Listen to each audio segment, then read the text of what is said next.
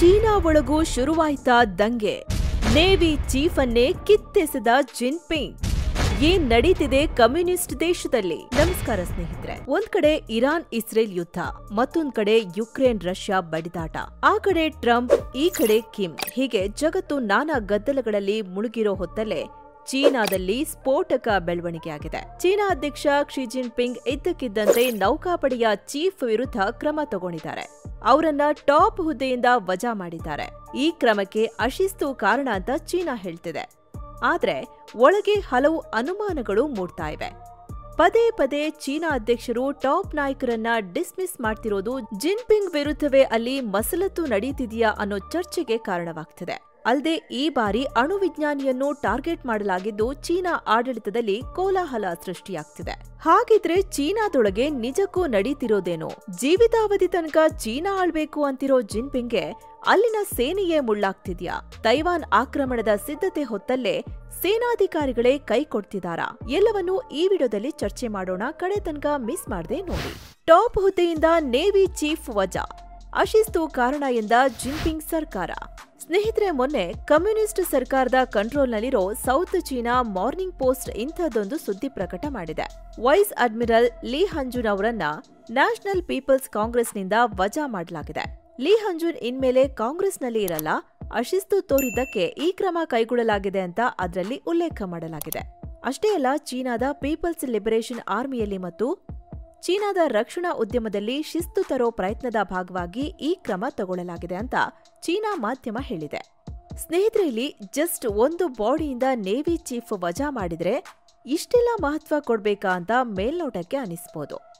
ಆದ್ರೆ ಚೀನಾ ವಿಚಾರದಲ್ಲಿ ಇದು ಖಂಡಿತ ಸಣ್ಣ ವಿಚಾರ ಅಲ್ಲ. ಯಾಕಂದ್ರೆ ಈ ನ್ಯಾಷನಲ್ ಪೀಪಲ್ಸ್ ಕಾಂಗ್ರೆಸ್ ಅನ್ನೋದು ಚೀನಾದಲ್ಲಿ ಅತ್ಯುನ್ನತ ಆಡಳಿತಾತ್ಮಕ ಘಟಕ. ಚೀನಾದ 4 ಸೇನೆಗಳು ಅಂದ್ರೆ ಭೂಸೇನೆ, ವಾಯುಸೇನೆ, ನೌಕಾಸೇನೆ ಮತ್ತು ರಾಕೆಟ್ ಫೋರ್ಸ್ ಎಲ್ಲದರ ಮುಖ್ಯಸ್ಥರು ಇದರಲ್ಲಿ ಇರ್ತಾರೆ. ಕಾನೂನು ತರೋಕೆ, ಬಜೆಟ್ ಅಪ್ರೂವ್ ಮಾಡೋಕೆ, ಲೀಡರ್ಗಳನ್ನ ಅಪಾಯಿಂಟ್ ಮಾಡೋಕೆ, ಸರ್ಕಾರವನ್ನ ಮೇಲ್ವಿಚಾರಣೆ ಮಾಡೋಕೆ, ಒಟ್ಟಾರೆ ಚೀನಾದ ಪ್ರಮುಖ ನಿರ್ಧಾರಗಳನ್ನ ಇದರಲ್ಲಿ ಚರ್ಚೆ ಮಾಡ್ತಾರೆ.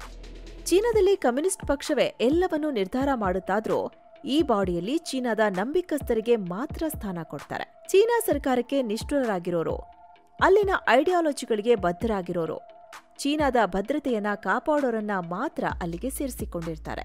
ಟಾಪ್ ಅಣುವಿಜ್ಞಾನಿಗಳು, ಸೀಕ್ರೆಟ್ ಏಜೆನ್ಸಿ ಮುಖ್ಯಸ್ಥರು, ಸಲಹೆಗಾರರು ಎಲ್ಲರೂ ಇದರಲ್ಲಿ ಇರ್ತಾರೆ.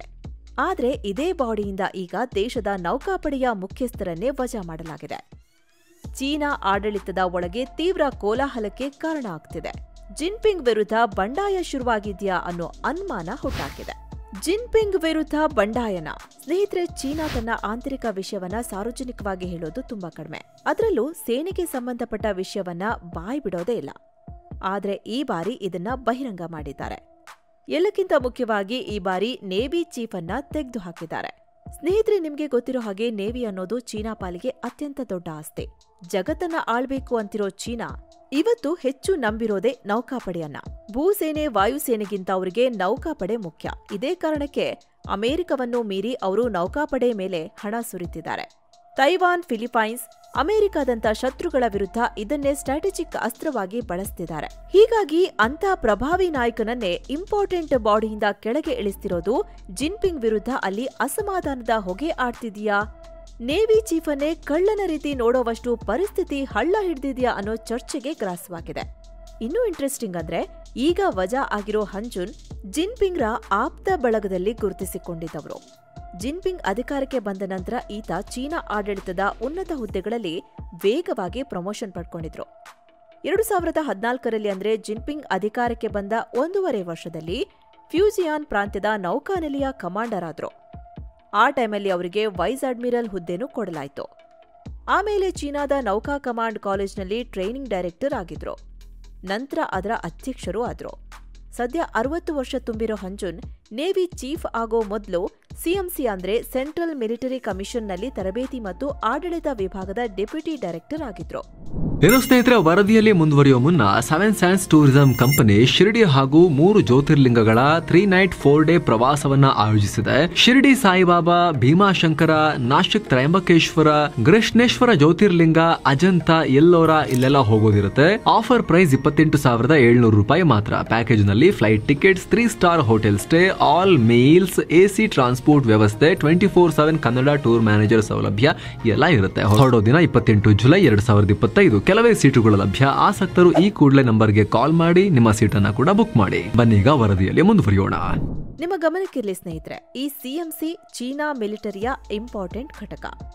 ಜಿನ್ಪಿಂಗ್ ಇದರ ಅಧ್ಯಕ್ಷತೆ ವಹಿಸಿದ್ದು ಟಾಪ್ ಮೋಸ್ಟ್ ಮಿಲಿಟರಿ ಕಮಾಂಡ್ ಅಂತ ಇದು ಕರೆಸಿಕೊಳ್ಳುತ್ತೆ.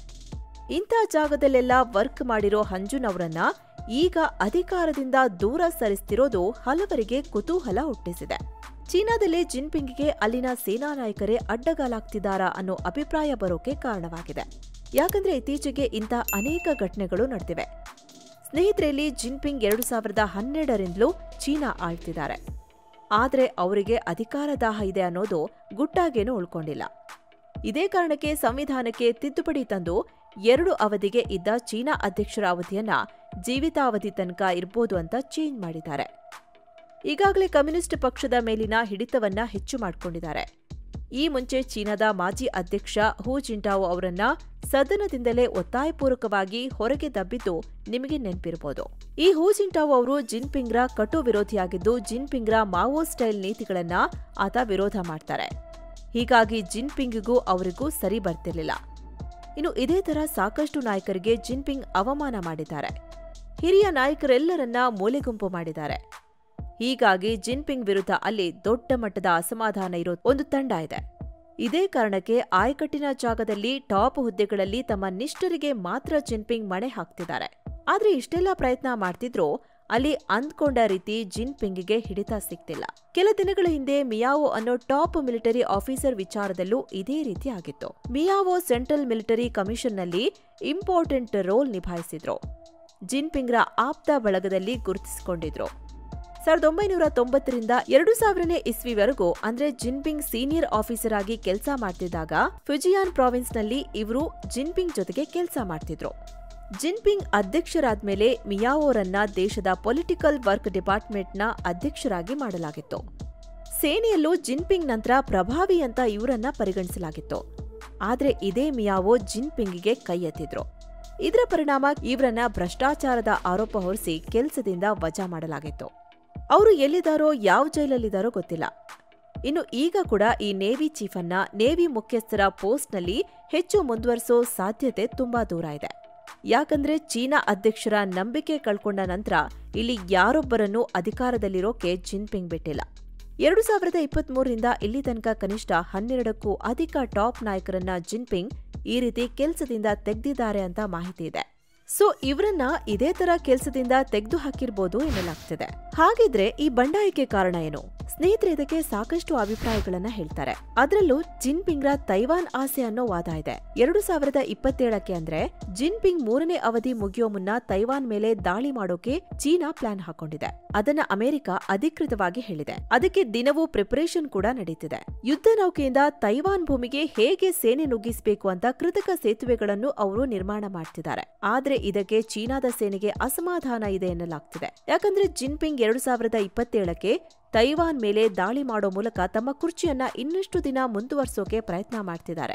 ಆದ್ರೆ ಇದು ಅಲ್ಲಿನ ರಾಜಕೀಯ ನಾಯಕರು ಮತ್ತು ಸೇನಾಧಿಕಾರಿಗಳಿಗೆ ಇಷ್ಟ ಆಗ್ತಿಲ್ಲ.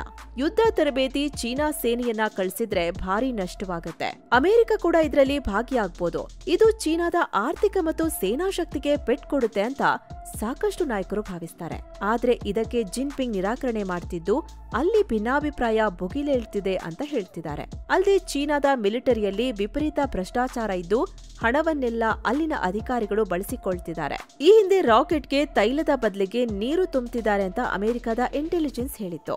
ಆ ಮಟ್ಟಿಗೆ ಅಲ್ಲಿ ಭ್ರಷ್ಟಾಚಾರ ತಾಂಡವವಾಡ್ತಿದೆ. ಹೀಗಾಗಿ ಸೇನಾ ತಯಾರಿಯ ಕೊರತೆ ಮತ್ತು ಕಮ್ಯುನಿಸ್ಟ್ ಸರ್ಕಾರದ ಮೇಲಿನ ಬಿಗಿ ಹಿಡಿತದಿಂದ ಸಾಕಷ್ಟು ನಾಯಕರು ಜಿನ್ಪಿಂಗ್ ಆಡಳಿತದ ಮೇಲೆ ಕೋಪಗೊಂಡಿದ್ದಾರೆ ಎನ್ನಲಾಗ್ತಿದೆ. ಅಷ್ಟೇ ಅಲ್ಲ, ಮೊನ್ನೆ ಪ್ರಮುಖ ಅಣುವಿಜ್ಞಾನಿಯನ್ನ ಕೂಡ ವಜಾ ಮಾಡಲಾಗಿದೆ. ಲಿಯು ಶಿಪ್ಪಿಂಗ್ ಅನ್ನೋ ಅಣುವಿಜ್ಞಾನಿ ಚೀನಾದ ಅತ್ಯಂತ ರಹಸ್ಯ ಪ್ರಾಜೆಕ್ಟ್ಗಳಲ್ಲಿ ಕೆಲಸ ಮಾಡ್ತಿದ್ರು. ಚೀನಾದ ನಾಗರಿಕ ಮತ್ತು ಮಿಲಿಟರಿ ಅಣು ಕಾರ್ಯಕ್ರಮಗಳನ್ನ ನೋಡ್ಕೋತಿದ್ದ ಚೀನಾ ರಾಷ್ಟ್ರೀಯ ಪರಮಾಣು ನಿಗಮ ಅಥವಾ ಸಿಎನ್ಎನ್ಸಿಯಲ್ಲಿ ಉಪಮುಖ್ಯ ಎಂಜಿನಿಯರ್ ಆಗಿದ್ರು. ಗನ್ಶು ಅನ್ನೋ ಕಡೆ ಇವರು ಸಿಎನ್ಎನ್ಸಿಯ 404 ಬೇಸ್ನ ಅಧ್ಯಕ್ಷ ಮತ್ತು ಕಮ್ಯುನಿಸ್ಟ್ ಪಕ್ಷದ ಕಾರ್ಯದರ್ಶಿಯೂ ಆಗಿದ್ರು. ಈ 404 ಬೇಸ್ ಚೀನಾದ ಮೊದಲ ಮತ್ತು ಅತಿ ದೊಡ್ಡ ಪರಮಾಣು ಸಂಶೋಧನಾ ಕೇಂದ್ರ.